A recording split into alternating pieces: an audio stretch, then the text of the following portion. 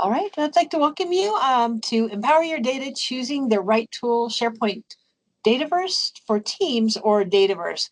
This is kind of the next level question. You know, the most common question I used to get was, when do I use OneDrive? When do I use Teams? And when do I use SharePoint for files? Well, this is kind of that version for data. Where do you keep your data, and where is it the most accessible, where is it the most feasible and the most affordable? So we're going to kind of talk about what those three options are for storing your data in the Microsoft 365 environment.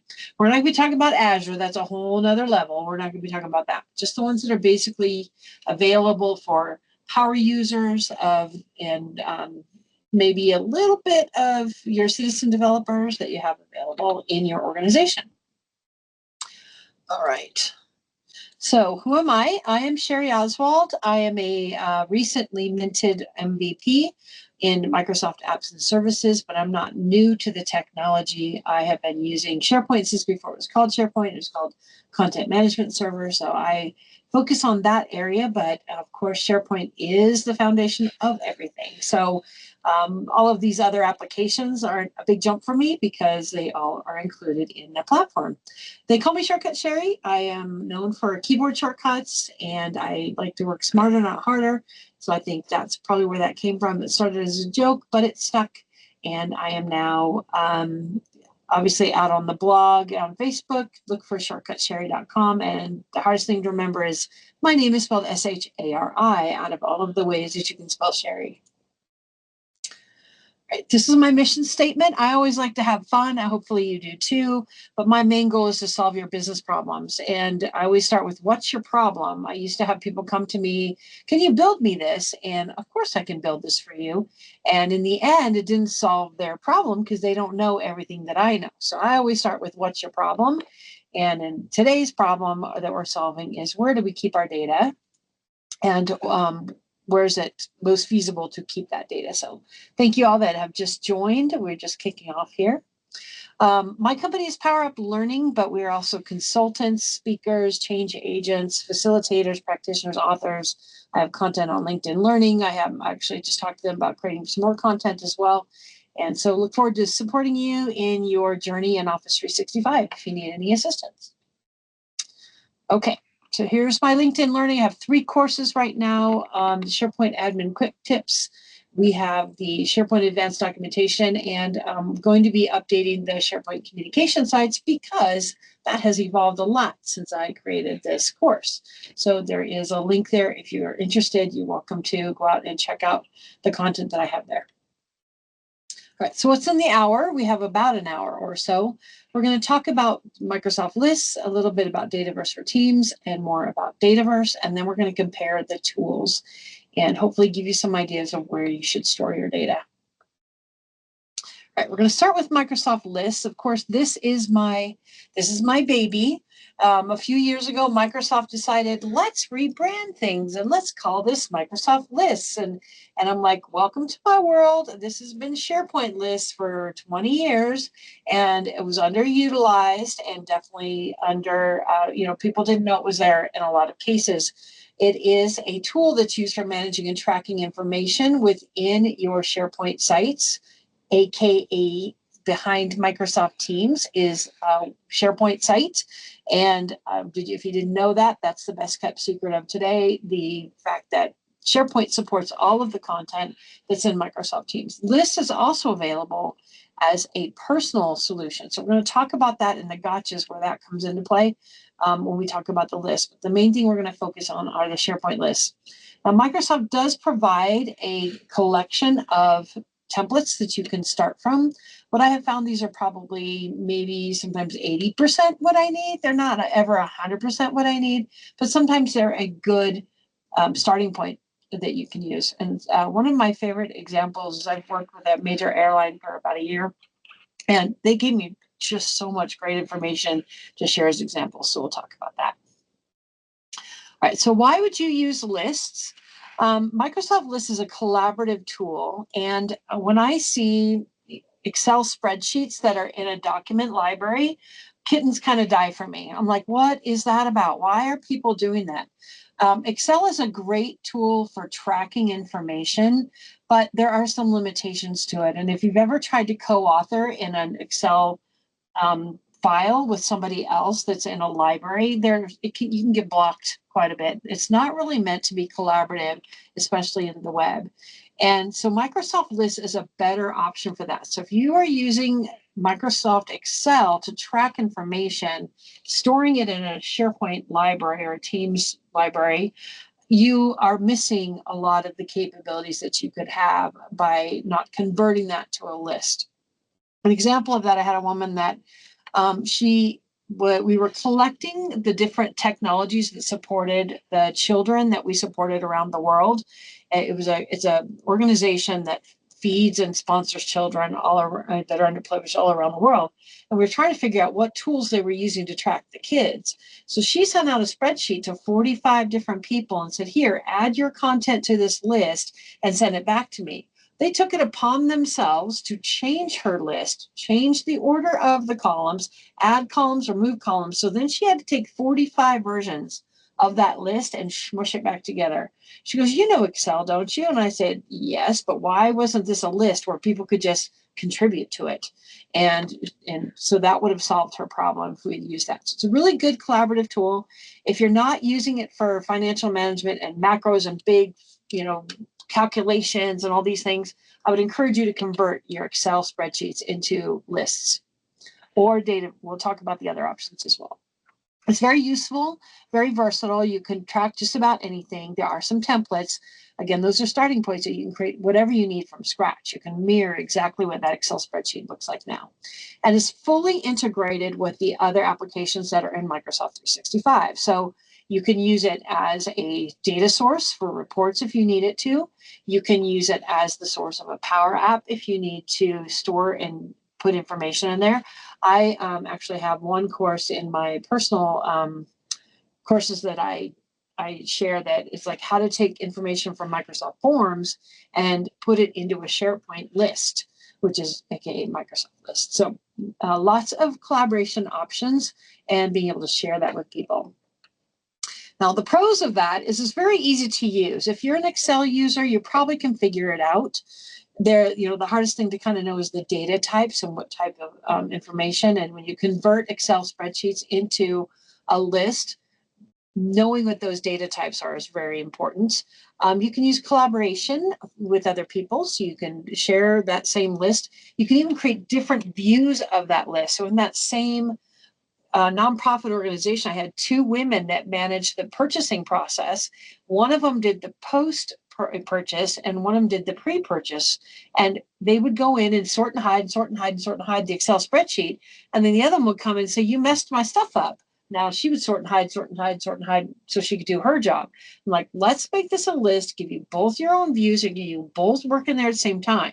You don't have to worry about it. So save not only the business process, but the friendship, because they work together and really good friends. You can customize it for whatever you need. There are some calculations. So if you're familiar with the Excel functions, a lot of those functions can be used similarly in your SharePoint list. So you can do do some of the work for you. It's fairly intuitive. Again, if you're comfortable with Excel, or for me, I came from an Access and a Crystal Reports background. So this was not a big jump for me because it's data. And it's included in most of your M365 licenses. So that's a nice thing. It's free. That's great. We can use it for whatever we need it for. Now, some of the cons about it, there's some limited automation. When you create a list, it is stored in your Teams or SharePoint site. And the access to that is limited to the people that are in that team or SharePoint site, members, owners, or visitors of that site, and can contribute to it. Now, you can, again, create processes where you collect information from people outside the team using Microsoft Forms and then have it Power Automate and populate your SharePoint list, but it's not necessarily that intuitive. You can't it's meant to be for the team that you're working in. So there's really no native integrations for outside of Microsoft 365. If you're using Salesforce, for example, and you want to use that to populate, maybe here's new leads and you want to put it in a list or something in your Library, there's no integration for that unless you use Power Automate as an option. And then limited reporting capabilities. So you can use a SharePoint list as the source of like a Power BI report, but you have to use the desktop to bring that in. It doesn't necessarily come in from the web version if you want to use that as a data source. Okay, so some of the use cases you might have are task management, so tracking of tasks, inventory tracking, and event planning. Okay, so let's do a little demo and show you how you can create a list in a Microsoft team. All right, so here I am in my team, aka SharePoint. So here's the sales and marketing team with the general tab. There's two ways to create a list. I can create it from here, and then you choose the list option. So if you don't see it readily, you can see all files. It is this little icon with the stacked block, and it will add it to the tab of the channel. You can have multiple lists in the same environment. It doesn't have to be specific, but it does go back and store it in the SharePoint site, and I'll show you that here in a minute. If you already have a list that exists in your site, you can surface this on the tab, or you can create a new one. And this is where those templates come into play. So I encourage you, don't take these for face value. One that I thought was really interesting use case. I was working again with a major airline, and the lounge attendants were having a hard time because they had the different foods that they were offering in the lounge. People were coming up and asking them, what's in these? Are there any food allergies? So even though this is a recipe tracker, I'm not going to add my grandma's recipes into a team in SharePoint, or SharePoint, but this made sense. They could put the ingredients for the foods so that they can go look it up. I have a weird allergy. I'm allergic to oranges. So something like that.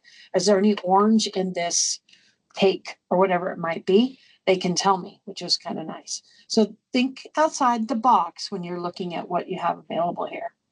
So as a team, let's say we want to track our progress. So I'm going to do the work progress tracker. You get a preview of what that list is going to look like.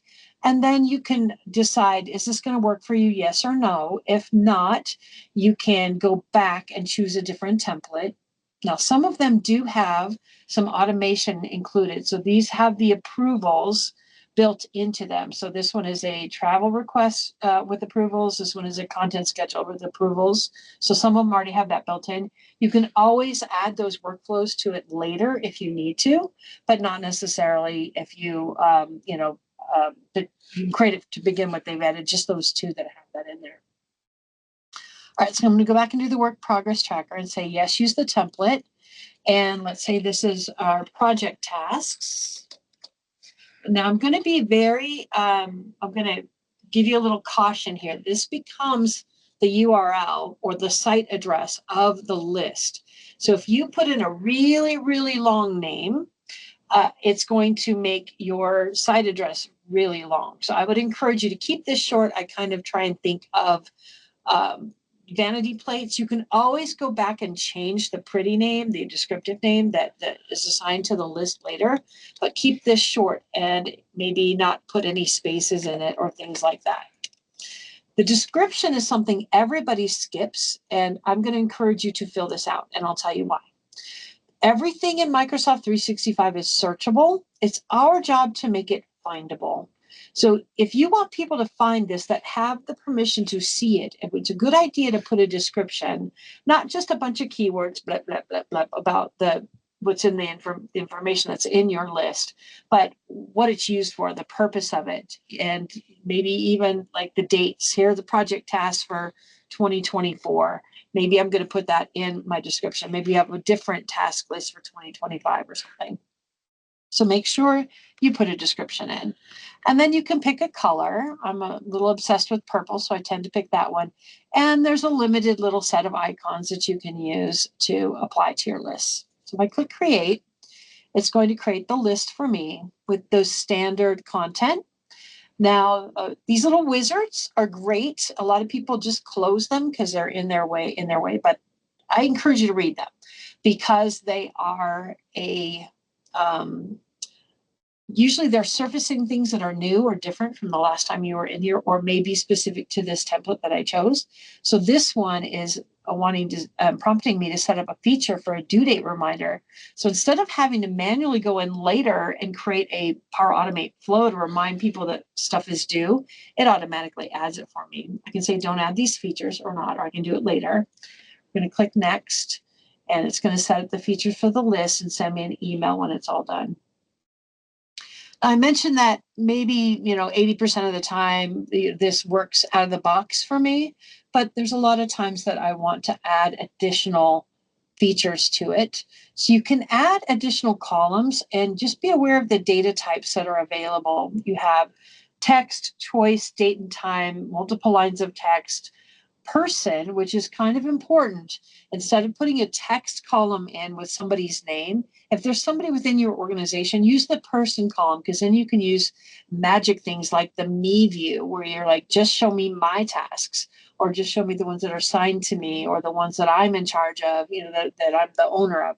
So it's kind of nice to have that capability. And if you just type somebody's name in, it doesn't recognize who you are. It's looking up and to the right to see who signed in and saying, is this the person, and only displaying using that filter.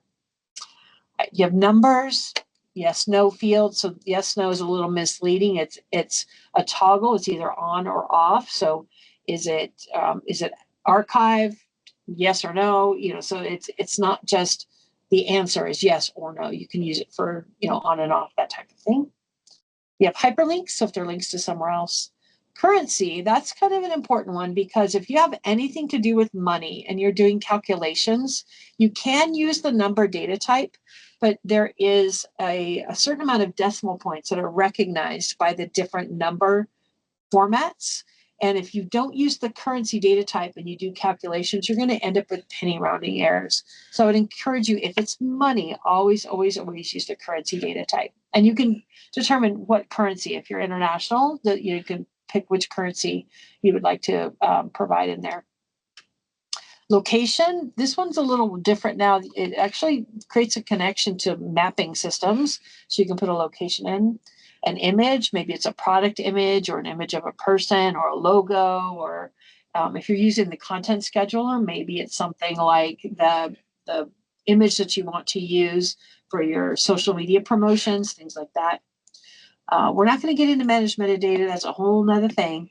But that could be a whole nother hour just on its own.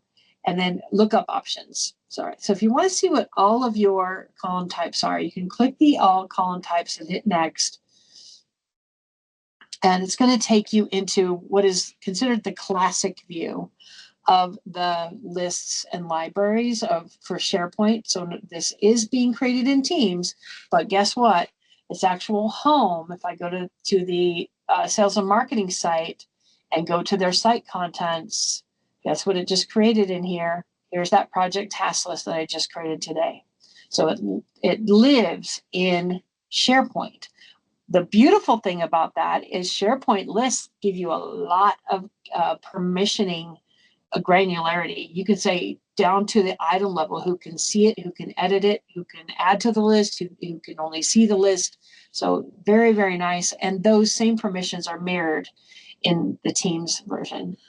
So you create a column name, and here are your data types. Just keep in mind that there is the different data types, and depending on what you select at the top, your options change here. And one that I always like to point out is a text field designates 255 characters as its standard size. That's the maximum. Now, if you want things to be searchable and findable, we want to make them efficient. So if you leave this at 255 characters, it's going to hold 255 characters hostage. And maybe you only ever use 10. That's the longest thing. It's a product code or something. It has to search through the first 10 and go, yep, that matches, and then go search through the other 245 to figure out if it still matches. So always right size your text columns so that it makes your database efficient. Otherwise, you end up with bloat. Right. So create your columns, whatever you need within that list, and make that your own. Right. So that's a quick overview of creating a list in SharePoint, also known as Teams. If you are in this SharePoint site already, you can create a new list from here, and it takes you through the same process. And then you can surface it on a tab if you want to. So here's a product list that we have within the team. Now, the problem with this is that we have some limitations with lists. So I had, again, my airline people, I was working with the baggage handling and baggage. They were in charge of making sure that all the mishandled baggage was found, tracked it, whatever was going on with it. And she wanted to use SharePoint as the SharePoint list as the foundation of her app that she wanted to create that would track the baggage and then be able to take pictures if there were damage to the bag. And I said, well, how many lost bags do you get in a day? And she said, oh, probably 1,000 to 1,500 throughout the United States. And it's a US only airline. I was like, well, guess what? You are going to hit your limit, your view limit in 5 days or less, because you only can see 5,000 active items in a SharePoint list at a time. So if you have more than that, you won't be able to see them. It's going to kind of cut it off, and you won't be able to have all that data and information. So this is probably not the best tool for you to use. And, so the product list, I have it here in the sales and marketing team. But what about the retail? Look at these other people up here. Retail operations. We have global sales. We have retail. Wouldn't they benefit from possibly having this product list too? So my choices are to invite them into our site, or maybe I need to use a better tool for that. And it makes it extensible and accessible to additional people. So we'll talk about that here in just a minute. Okay, so any questions so far? Go ahead and put them in the chat. Sorry, the moderator, I'm talking, so I'm not usually seeing the questions, but feel free to put it in the chat if you have any questions or comments.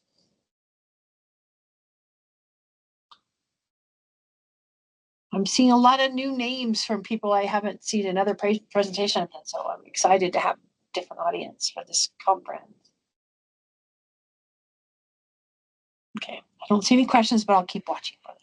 All right, so lists of data, keep them simple. You have some limitations of like 1 million rows, and I have a little comparison table at the end of the presentation that tells you what those are. All right, so let's talk about the teams. So I'm gonna go back to my general channel now, and let's talk about Dataverse for Teams. When would that make sense?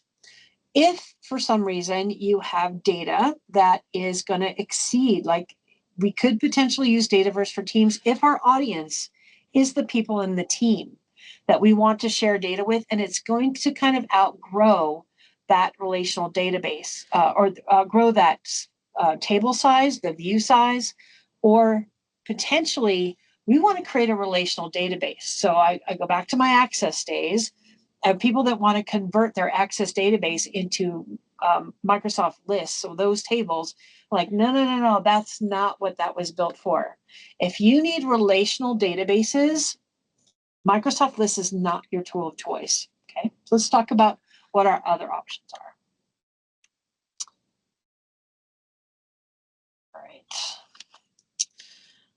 So Dataverse for Teams. This is the foundation of this is in Power Apps, and Dataverse for Teams, they've extended the capability of it. So where Power Apps, you kind of have to understand where it evolved from. Originally, there was the common data layer. It was called the common data layer in Microsoft 365, and it's where Dynamics 365 housed all of its data tables for their applications, for their customer relationship management system, for their sales, for all of their HR, all of that. There was this common data layer.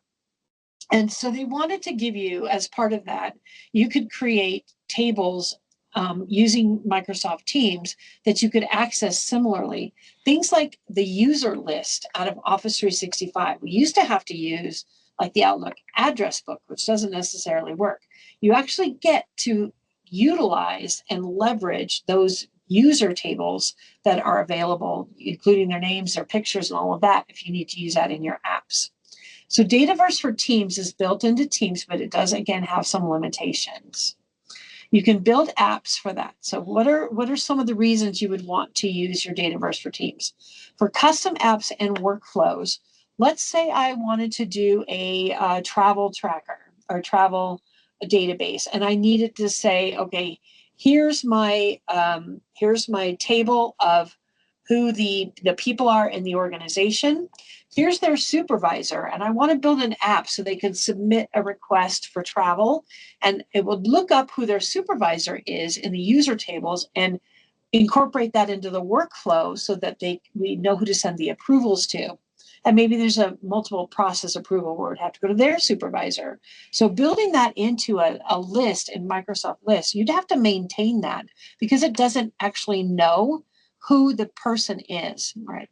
So there's also relationship there. Here's my travel requests. Here are my people.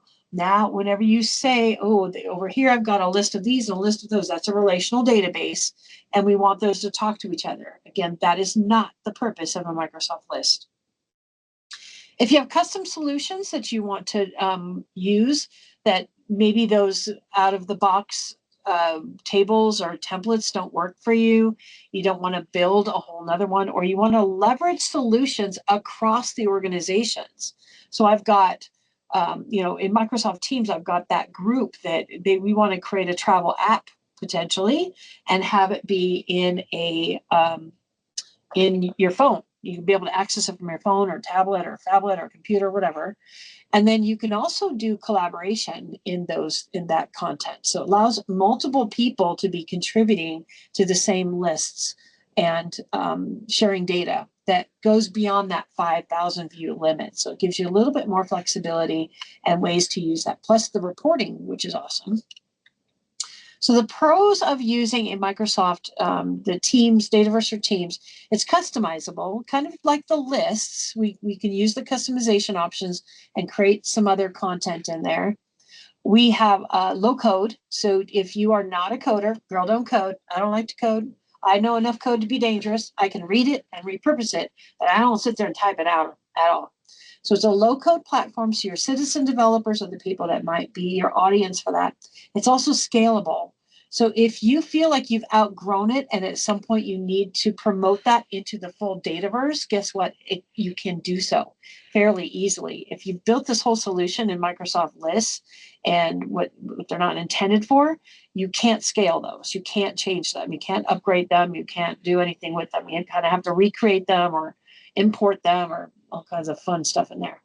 And it fully integrates with Microsoft Teams. So all of your permissions that come with your team, like the owner, user, visitor, that type of thing, all comes with it as well. So feel free to use these for what you're working for. Now, some of the cons. There's a little bit of a steep learning curve. If you're not a database person, you're going to have to do some studying. But if you have some database knowledge, again, it won't be a big jump. There are limited reporting capabilities for Teams because of the fact that the data lives in the team. So the access is in the team. So if you're, as the sales and marketing team, I create reports that I want to publish out to maybe the leadership team that are not in our the Office 365 group that supports the team, then they're not going to be able to see it. So you've got some limited reporting capabilities. You also can't use the desktop app, automated piece that's now incorporated into Power BI. You can't use that either. There are limited third-party integrations, so we can't pull in other third-party because, again, think about it. It's living in your team, and there's not, that security is really important. So bringing other information in or making connections is a little bit difficult. And it does require an add-on or premium licensing to be able to utilize that. I was also able to add it with by adding a Dynamics 365 license. I was able to add that feature in as well. So some features, and I'm not a licensing expert, believe me, I spent more time today trying to figure out how to share the licensing information with you on the actual products, pulling it together, the presentation for this. Right, so some of the use cases, again, some custom app development. So this could be where I want to do the baggage handling within our team, and those are the only people that need it, but I'm going to have more records than I think the SharePoint list can handle. If you want to do workflow automation, so it integrates with Power Automate, you can also do a little bit of workflow, minimal workflow if there's any third-party tools. You can manage your data, so you can deprecating data or deleting data or archiving data. You can do all of the data management capabilities. And then you also have better reporting options because this is an out-of-the-box Microsoft Power BI source that you can pull in. It's ODBC connectable and right out of the box. Okay, so let's look at what Microsoft Teams, Dataverse for Teams looks like. So I'm going to go back to my team. And if you have the proper licensing, you should see Power Apps over here on the left-hand side. If you don't, you can look under the More Options menu and search for it and see if it's there. So if you don't have it, I'm just going to do Power Automate, or let's do Power BI. So I'm going to add that one so you can just see it. Just add in the icon to my left rail and then right click and you can pin it and that will keep that there. So I've done that previously with the Power Apps option. And this is what the interface looks like. Now I'm going to point out down here at the bottom, there are some brilliant people out there that have created some templates already that are common things like issue reporting or employee ideas or milestones, maybe for a project. But these do require GitHub. So if you're not a GitHub person, again, this is that learning curve that you might need to know about. When you click on this, it takes you out to the GitHub repository that has all the assets. And the nice thing about that is there's, again, brilliant people that are keeping that up to date so that it's always, instead of having to redo, this piece, it just takes you to where it lives and that gets updated. If you don't know about installing templates, there is a link here to Microsoft Learn that will take you to where you can learn about adding stuff to GitHub. Okay, so here are my dashboard. I have the recent apps, and I'm just going to click over to the Build tab. So if you have not already created an environment for a specific team, then you may need to add one. And it does take a little bit of time.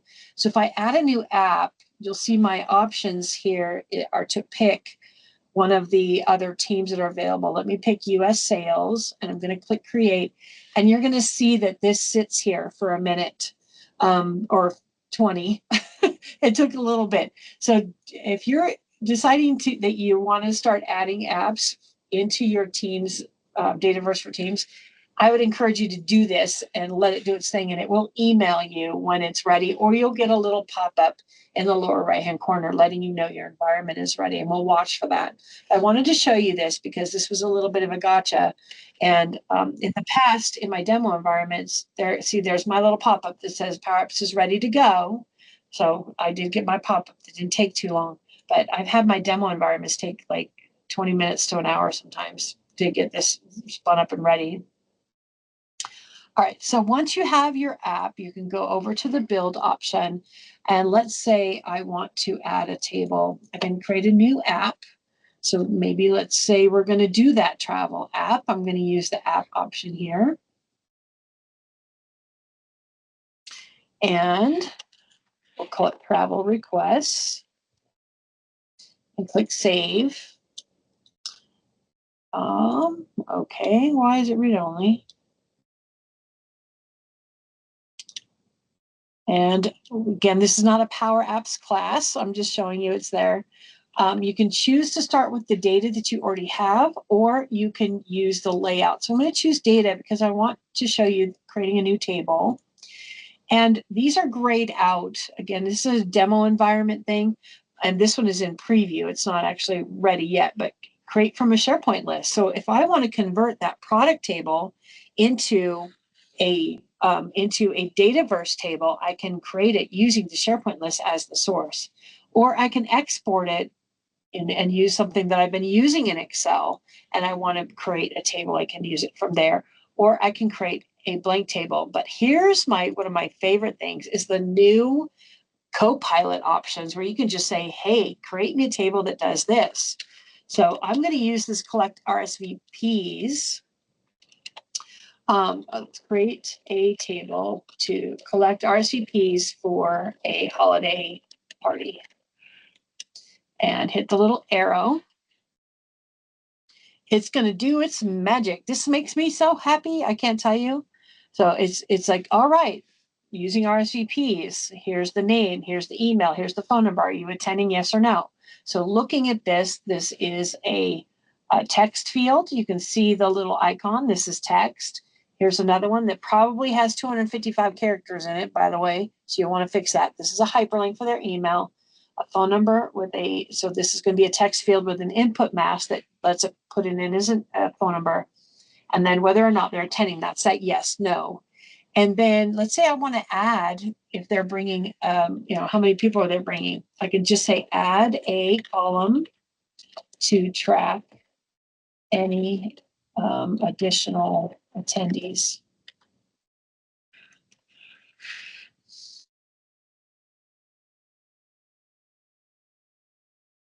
All right. So here's the additional attendees. And it created a additional attendees. It's like, oh, well, probably not the best option. I want a number of attendees, so create a column to input number of guests. So your questions are very important. So it assumed I wanted a text field, and I really wanted a number field. Okay, so now I've got number of guests. Right. Beautiful, thank you so much. If I want to edit the properties of the table, I can't do a whole lot yet because it's not created. When I hit the save and close option,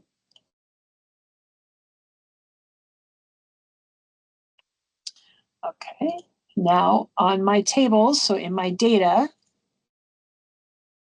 here are my tables, RSVP for parties. So I can use this to start creating my app, or I can use it as a data source for creating reports, things like that. So it's created in the Dataverse. Notice the icon, even though I created this in Teams, it has the Dataverse for Teams, icon, or the Dataverse icon. All right, so if I wanted to edit that, I'm going to edit the data. Here is the table. I can add new columns, new rows. So if I add new columns, again, it's going to ask me what's the display name, the description, the data type, and different types of data. So here's the different options for text, different options for numbers, date and time, lookup choice. So lookup goes to another table. This is where that relational database piece comes into play. So I could create a lookup for the employee to the employee table because that's one as well. Okay. So Dataverse for Teams. Use that as the foundation of any of your Canvas apps or apps that you're going to create using the Power Platform. This lives in the Dataverse. It does not live in the team. It's accessible through the team, but I believe all of the permissions are part of that. Wow, time is flying. Okay. So Dataverse, this is the foundation of Office 365 that used to be called the Common Data Layer, the Common Data Service. They've renamed it to be the Dataverse. Of course, Microsoft loves to rename and rebrand and recolor things. And this is where you can create a fully customizable solution, including workflows, applications. I mean, just think of when you pick up your phone and you click the little app button on your phone and it lets you go to your favorite airline and book a flight, and you've got all these options and you can look. That's all an app, y'all. And that data is stored somewhere. Some of it is coming from the flight stuff. There is, I can tell you from working from the airline, there's one central service that tracks all of the baggage and where it is, and every airline has potential to use that service and track their content there. And that could be the basis. So these people that wanted to create that app for tracking the lost and damaged bags, why are you reinventing the wheel when there's already something there that you can bring in? So that's some of the things that the Dataverse can do for you. A lot of third-party integration. You can use APIs to talk to other things, other data sources, cloud-based in your lake, in the data lake. any source that you want to work with. So that's some of the power of using the Dataverse, is that interaction. All right, so why use Dataverse? Oh, that should be why use Dataverse. Custom applications and workflows. Oh, this is the wrong slide. Sorry. Let's talk about the pros of those. So the Dataverse, let me just talk about this. This is the wrong content, but let's talk about why you would use the Dataverse. Something that is scalable, something that is cross-organizational. So if you are setting up a travel request process that's beyond the scope of your team or your work group, maybe it's for the entire organization, you would definitely not want to create that in your team, because now you've got to open your team up to other people to contribute. So if this is going to be something that's organization wide, that people are going to need access not only to be able to input or add data to, but also to create reports for and be able to share those, that's going to be in the Dataverse. Okay, so your custom solutions. When I do the Power Apps class, we do like this workshop in a day. We actually build this application that lets you choose from Microsoft devices and compare them. And just like if you were going on bestbuy.com and say, here's all my options, filter that, and I want to buy this one. It's all in an app. It's pretty cool. All right, so our pros, scalable. You can have unlimited data in a Dataverse table, and that is the benefit of it. You can manage your data, deprecate your data if you need to. And you have that full relational database capability that you have in SQL or Azure Data, or in the, even in the Dataverse for Teams where you haven't talked to each other. Again, I come from an Access background, so I can't tell you how many times I've had people that had Excel spreadsheets. I'm like, let me make you a database because it's so much easier and it's going to be more efficient and more flexible. It's fully customizable. You can add tables. You can add your own tables. In Teams, you can leverage some of the tables that are there, but it's not as easy to create. And they've got some advanced data types that are in the Dataverse tables that are not in the database for Teams, Dataverse for Teams tables. Very powerful reporting capabilities, not only for Power BI, but other reporting solutions that you may have, because it's ODBC connectable.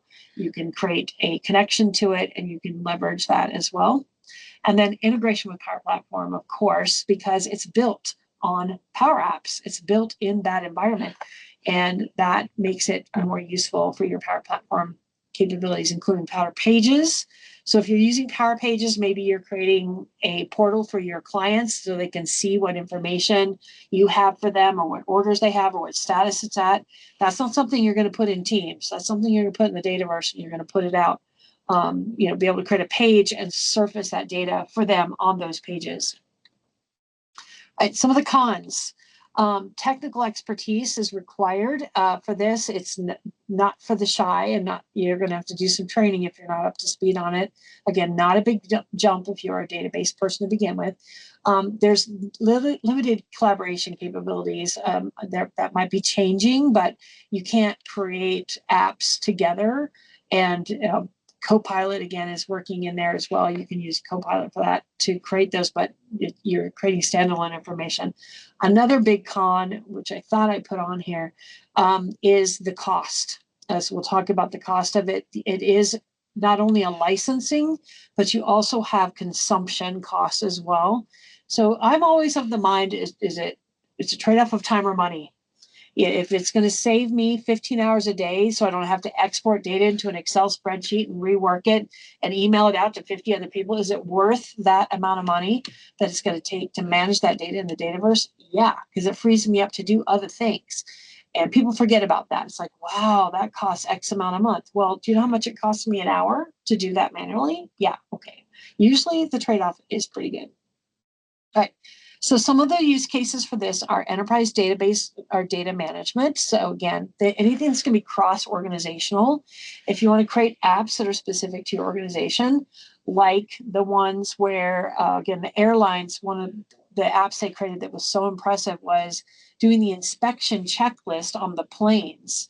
Here's the checklist, and they would have the pilots or the ground crew that had to inspect the plane. Here's what you need to check. If there's any issues, add a picture, click that, and it was real time. So having to send that back to somebody and then wait for them to let the plane take off after it was approved, it's real time. They're seeing real time data. If there's an issue, it's coming up right now for the people that can help them resolve it. And that was pretty impressive to me. And then finally, integration with other systems. So again, ODBC compatible, there's an API available. You can tap into that data source. So you want to make sure that you use it for that. So let's kind of look at what that looks like. All right, I have Power Apps up on my options here. So here's the sales and marketing team, but Power Apps is actually here. So if you go to make.powerapps.com, that's your dashboard for creating a app, for creating a solution, which could be a collection, basically a collection of apps, or here's a series of tables that I'm going to network together and workflows. That's called a solution. Solutions can be packaged and republished, which is kind of nice. You can also back them up, create versions of them, which is nice. So the option here is to create a new app. So if I click the create option, what type of app do I want to use? I can use the Dataverse as the source of that. Also notice that I can use a SharePoint list if I need to, or even an Excel file. Not a good idea. If somebody moves, renames, resorts, changes column names in that Excel file, you're asking for issues. So I would not encourage you to use an Excel file, but there are learning options here for each of these and how you might do them. You can build chat bots on these, you can create cards. This is the entire full-blown Power Platform development space. So lots of great stuff that you can do here. Let's go to the tables. Here are the out-of-the-box tables that are included in Office 365. And if you look at these, you'll start to notice that there's a correlation between the dynamics tables, things like accounts, things like customers or contacts, things like the feedback or team or user. Notice the name of the table itself. This is the pretty name. This is the functional name. So you want to be aware of what those names are, because sometimes when you're working in this environment, that you think, oh, I want the colleagues table. Well, it's not called colleagues. It's called the user table, but it's actually called system user. It's not even called the user table. So just be aware of that. Okay, so these are the basic tables that you can add to your Dataverse. So if I want to use that user table, just select it and I can add it to my solution, or I can create a new table. And here's where I can start with Copilot. I can import a SharePoint list, so that list that I used, the products list that's over here. Maybe I want to use this and convert this into a table because other organizations beyond my team might need this information. So I'm just going to select that web address. Oops, back here. Import a SharePoint list.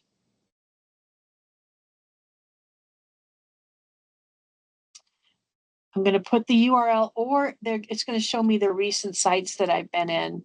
So it is in the sales and marketing, so I can select that, or I'm going to paste the SharePoint URL here and click connect. All right, so here's the sales and marketing site, and here's the product list. Now, I tend to use the URL just because somebody may have the same name in their team. That happens a lot, actually. Great minds think alike, and there's duplication. Plus, it also updates, here's the lists that are available in that site. So I know I'm in the right place using the right thing. Here's my product list. I'm going to click import. And it's going to convert that SharePoint list into a Dataverse table. Now, this does not keep it in sync. If I add to that table in the SharePoint list, it does not add to the Dataverse. This is a one-time shot, unless you create a workflow that keeps it up to date for you. That is an option. So here's my product list. I'm going to save and exit that.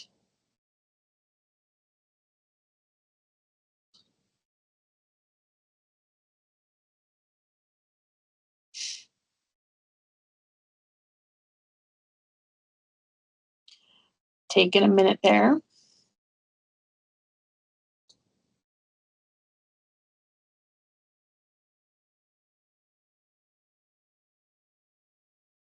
we'll let it do its thing. I know we're short on time. We've got about 10 minutes left. I want to make sure you are able to go to some of the other awesome sessions today. All right. So working with the Dataverse, comparing the tools, here's a little table of what and why. So Microsoft Lists is the licensing is included in M365. Dataverse for Teams does require M365 plus a Power Platform license because it lives in Power Platform. And then Dataverse, you have to have M365, the Power Platform, plus you get charged for usage. So just be aware of that. The access is limited if you, we did talk about Microsoft Lists. When you create one yourself, it creates it in your repository. So don't go to, let me show you real quick. This is something I forgot to cover. If you're a user and you go up here to lists and create one from here, unless you put it in a team, so you create a new list. Let's say I'm going to use this issue tracker. Where do I want to put it? Do you see the default? People miss this. It says my lists. This stores in your OneDrive storage. And if you do that and you decide later that if you leave or change jobs or whatever, your content is gone. So do not create lists in your own personal environment that are going to be leveraged elsewhere.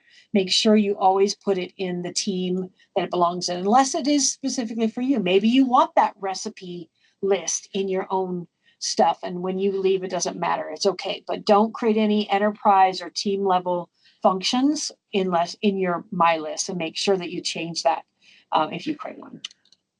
That was the little caution I warned you on. All right, so what lists are, if you have them in your personal list, then it's going to be in OneDrive. Otherwise, it'll be in SharePoint and Teams. Dataverse for Teams is accessible through Teams. And then Dataverse is accessible like everywhere. So that gives you more information on that. Microsoft Lists, there are no environments. When you create a Dataverse for Teams, it does create a development environment for the team. And then, but you can only get one environment per team. That's it. So you can create multiple apps and multiple solutions in that environment, but you only get one environment. Dataverse has unlimited environments, so you can use that for roles and development and audience and all of that to decide who can see what. Relational databases, lists are not relational. Dataverse for Teams is. Dataverse obviously is unlimited. You can create whatever you want. Record limits. Both the Dataverse for Teams and Microsoft Lists have 1 million record limit, but remember, views are limited to 5,000. So just because you can have 1 million, doesn't mean you should have 1 million. And it's probably not the best use of the tool to create it that way. Better to put it in the Dataverse for Teams. You get 1 million or 2 gigabytes. So keep in mind, things like images take up a lot of space. So if you're going to use your Dataverse for Teams and you're going to have a lot of images in there, probably not the best option because you're going to tap that out pretty quick with 2 gigabytes. And then unlimited in Dataverse. So a few more things there about scalability, the compatibility between those. So in my deck, I do have some great resources. These came directly from the Microsoft Learn repository about all of the features, and I've got the links here at the bottom, and I have a resource slide at the end that has all of the links for those. So, when do you use what? This is specific Dataverse for Teams or Dataverse. So you can see what the feature comparability is for those. For your environments, again, one Dataverse for Teams and unlimited for the Dataverse, maximum size, and can you upgrade, yes or no. So you can upgrade your Dataverse for Teams and promote it into the Dataverse, but then of course you start getting charged consumption, which is nice. You can't, unless you import the SharePoint list, you can't create that, and that's fairly new actually. All right. Power BI, your intelligence, how do you visualize that data, and then what options are available for developers to be able to tap into that data. Dataverse for Teams, the audience is the people in the team. That's it. So that's why all of these other features are not available. If you want them to be more flexible and available, then you want to definitely put those in the Dataverse. And then integration. So here's what works: Power Automate. If you're going to use any of the Azure services for integration, webhooks. So again, here's that Power Pages. If you're going to create Power Pages, you have to create a webhook. You can't do that in the Teams, but you can use it in the Dataverse. And SQL Server Management Studio, close to my heart. That was one of my first reporting tools that I used. So that is available as well. All right, here's some of the resources. So I will share the deck with the organizers, and hopefully that will help you. And want to give you an option if you want to, I have a learning platform I call Power Bytes. If you would like a trial of that, there's not a whole lot of Dataverse content in there, but there is a lot of great Office 365 learning if you're interested. I'll give free trials to anybody who attends my sessions. So if there's any particular application that you'd like to skill up on, I call it everything in the waffle. If you look in the waffle, it's probably there. There's a little bit with Power Apps, a little bit with Teams, not as robust as probably a lot of the sessions you're watching today. My contact information if you need it, real quick. Well, let me know in chat what was your favorite thing, and feel free to reach out if I can help you in any way. Thanks so much.